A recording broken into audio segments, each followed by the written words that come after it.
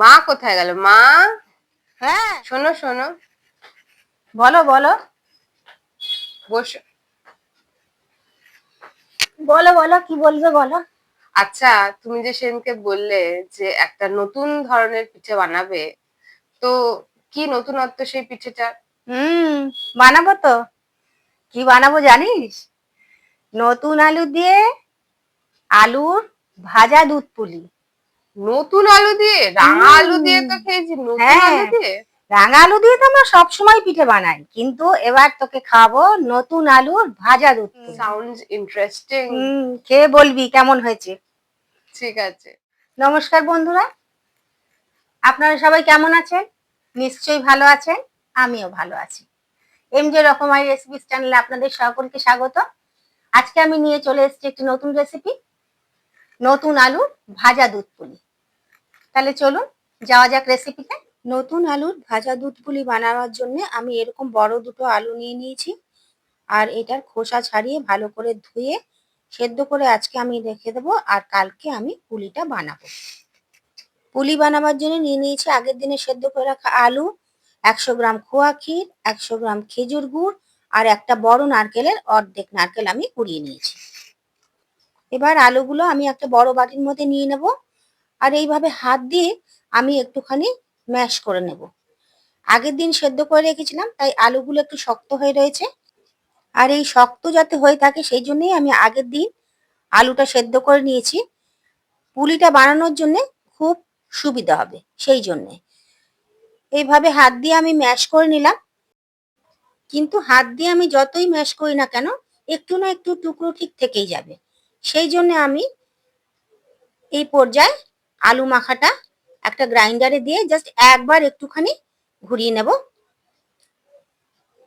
এই দেখুন, এবার কি সুন্দর টেক্সচারটা এসছে। একদম মনে হচ্ছে আমরা যেভাবে পুলি করবার জন্যে চালের আটাটা মাখি, তৈরি করি, সেরকম হয়েছে। আর আলুর এই টান টান ভাবটা হয়েছে আগের দিন যেহেতু আমি সেদ্ধ করে রেখেছি সেই জন্যে। তখন তখন সেদ্ধ করলে কিন্তু এই টেক্সচারটা আসবে না। এবার এই আলু মাখাটার মধ্যে দিয়ে দেব আমি নারকেল কোড়াটা, মিশিয়ে নেব এইভাবে।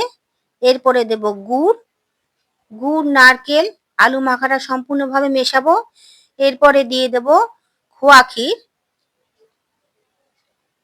খোয়া ক্ষীরটা দেওয়ার পরে ভালো করে সমস্ত উপকরণগুলি মিশিয়ে নেব। সমস্ত উপকরণগুলি আমার মেশানো হয়ে গেল, কিন্তু এখনো কিন্তু জিনিসটা নরম আছে। এই পর্যায়ে কিন্তু আমি পুলি বানাতে পারবো না। এই যে নরম আছে, পুলি পাকানো যাবে না। এই জন্যে আমি এর মধ্যে দিয়ে দেব বড় 2 চামচ চালের গুঁড়ো, আর বড় 1 চামচ ময়দার গুঁড়ো। এবার এটাকে আমি মাখবো। মেখে যদি মনে হয় নরম আছে, সেক্ষেত্রে কিন্তু আমি আবার কিছুটা ময়দা দেব, আর কিন্তু আমি চালের গুঁড়ো দেব না। সমস্ত উপকরণগুলি একসঙ্গে মিশিয়ে নেওয়ার পর আমি দেখছি এখনো কিন্তু এটা নরম আছে, তাই আমি এই পর্যায়ে দিয়ে দেবো আরো বড় 2 চামচ ময়দা। তাহলে কিন্তু পুলিগুলো আমি বানাতে পারবো না। ভালো করে এবার ময়দাটা আমি মিশিয়ে নিলাম। এই পর্যায়ে কিন্তু আমার পুলি বানাবার মতন টেক্সচার এসে গেছে। এই যে দেখুন, হাতের মধ্যে গোল করা যাচ্ছে। অতএব এটাকে কিন্তু আমি শেপ দিতে পারবো। যেহেতু আমি ভাজবো, সেহেতু আমি কিন্তু আর শক্ত করব না, তাহলে কিন্তু পুলিগুলো যখন ভাজবো সেগুলো শক্ত হয়ে যাবে। তাই এই নরম অবস্থায় আমাকে পুলিগুলো করতে হবে। চাল গুঁড়ো যেহেতু দিয়েছি, 10 মিনিট আমি এবার এটাকে ঢেকে রেখে দেব। 10 মিনিট পর ঢাকনাটা আমি খুলে নেব। আলু মাখাটা একদম রেডি। পুলিটা এবার আমি তৈরি করব। তার জন্য একটা প্লেটের মধ্যে একটুখানি শুকনো ময়দা আমি আগে ছড়িয়ে নেব। তারপরে আমি হাতে একটু তেল লাগিয়ে এবার আমি পুলিগুলো বানানো শুরু করব। যেহেতু আলু মাখাটা একটু নরম আছে, সেই জন্যে খুব হালকা হাতে কিন্তু পুলিগুলো বানাতে হবে। এইভাবে হাতে নিয়ে, এইভাবে দেখুন যেভাবে আমি বানাচ্ছি ওইভাবে হালকা হাতে একটু বানাতে হবে। শেপ দিতে একটু অসুবিধা হবে ঠিকই, কিন্তু শক্ত করে যদি আমি মাখি আলুটা, সেক্ষেত্রে কিন্তু ভেজে যখন আমি দুধে দেব, তখন কিন্তু জিনিসটা ভীষণ শক্ত হয়ে যাবে। সেই জন্যে এরকম নরম রেখে ধৈর্য ধরে হালকা হাতে কিন্তু এইভাবে পুলিগুলোকে বানাতে হবে। যেহেতু আমি যে পুলিগুলো বানিয়েছি সেগুলো পুর ভরা নয়, আলুটা মেখেইছি সমস্ত উপকরণ দিয়ে, তাই যদি এইভাবে বানিয়ে শুধু ভেজে খাওয়া হয় তাহলেও কিন্তু ভীষণ টেস্ট লাগে। একবার করে দেখবেন, তাহলে বুঝতে পারবেন যে কতটা ভালো লাগে জিনিসটা খেতে। আর দুধে দেওয়ার পরে তো আরোই সেটা ভালো লাগবে। দুধের সঙ্গে যখন ফুটবে জিনিসটা খুব নরম হয়ে যায়। আমার পুলিগুলো সব বানানো হয়ে গেছে। এই পর্যায়ে আমি ওপর থেকে আবার কিছুটা শুকনো ময়দা ছড়িয়ে দেব। নরম তো জিনিসটা, তাই জন্যে ওপর থেকে একটু শুকনো ময়দা ছড়িয়ে দেব, যাতে কড়াইতে দেওয়ার সময় আমার কোনো অসুবিধে না হয়। কড়াই বসিয়ে তেল দিয়ে দিলাম। একটু বেশি তেল দিতে হবে, ছাকা তেলে ভাজবো। তেলটা আমার গরম হয়ে গেছে। এবার আমি আস্তে করে নরম হাতে পুলিগুলো দেখুন এইভাবে আস্তে আস্তে করে তুলে একটু হাত দিয়ে এভাবে নাড়িয়ে নাড়িয়ে খুব হালকা হাতে আমি এক এক করে তেলে ছেড়ে দেব। এইভাবে আমি প্রতিটি পুলি আস্তে আস্তে ছেড়ে দেব। খেয়াল রাখতে হবে যাতে একটা অপরের সঙ্গে লেগে না যায়, সেইভাবে একটুখানি ফাঁকা রেখে রেখে স্পেস দিয়ে দিয়ে পুলিগুলো রাখতে হবে। খুব বেশি ভাজবো না, হালকা বাদামি করেই একটু ভাজবো, কারণ খুব বেশি ভাজা হয়ে গেলে কড়া হয়ে যাবে। আমার একটা দিক হয়ে গেছে, দেখুন এইরকম হালকা হালকা করে ভাজবো। আর একটা দিক হয়ে গেলে আমি পুলিগুলো আস্তে আস্তে তুলে নেব। এবার এক এক করে তুলবার সময় খুব আস্তে আস্তে তুলতে হবে, কারণ খুব তো বেশি শক্ত হয়ে যায়নি, নরমই আছে। সেই জন্যে অল্প অল্প করে দুটো তিনটে করে করে আস্তে আস্তে আমি এইভাবে সমস্ত পুলিগুলো তুলে নেব। সব পুলিগুলো আমি তুলে নিলাম। সব পুলিগুলো আমার ভাজা হয়ে গেল।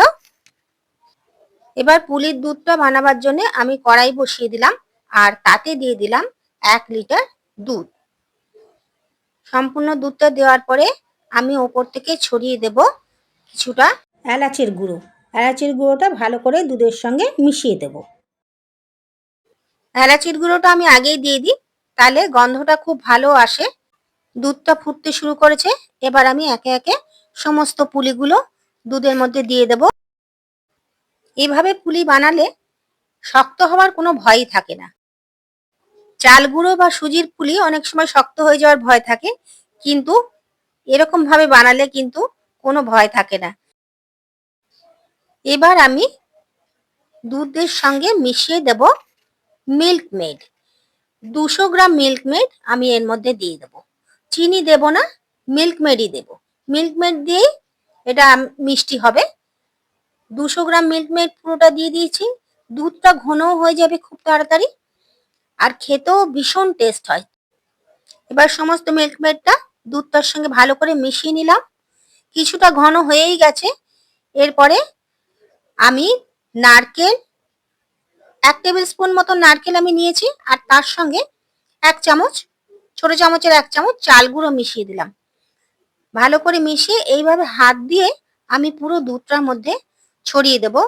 এইভাবে চাল গুঁড়ো আর নারকেলটা দুধের সঙ্গে মিশিয়ে দিলে খাবার সময় খুব ভালো লাগে যখন মুখের মধ্যে নারকেলটা পড়ে, আর ঘনও খুব সুন্দর হয়ে যায়। দুধ ঘন করবার জন্য খুব বেশিক্ষণ ফোটাতে হয় না, মিনিট 5 ফোটালেই দুধটা একদম ঘন হয়ে যায়, আর খেতেও খুব ভালো লাগে। আমি এই পর্যায়ে গ্যাস বন্ধ করে দিলাম। ঢাকা দিয়ে রাখবো মোটামুটি ঘন্টা খানেক, ঠান্ডা হওয়া পর্যন্ত। দুধ পুলি আমার ঠান্ডা হয়ে গেছে। ঢাকনাটা খুললাম। সার্ভ করবার জন্য একদম রেডি। বাড়িতে আপনারা ট্রাই করবেন, কেমন হয়েছে জানাবেন। আমার ভিডিওটা যদি ভালো লাগে অবশ্যই কমেন্ট করবেন, লাইক অ্যান্ড শেয়ার করবেন। সাবস্ক্রাইব না করে থাকলে অবশ্যই একটা সাবস্ক্রাইব করবেন। পরের ভিডিওতে আবার আপনাদের সঙ্গে দেখা হবে। সবাই ভালো থাকবেন। নমস্কার।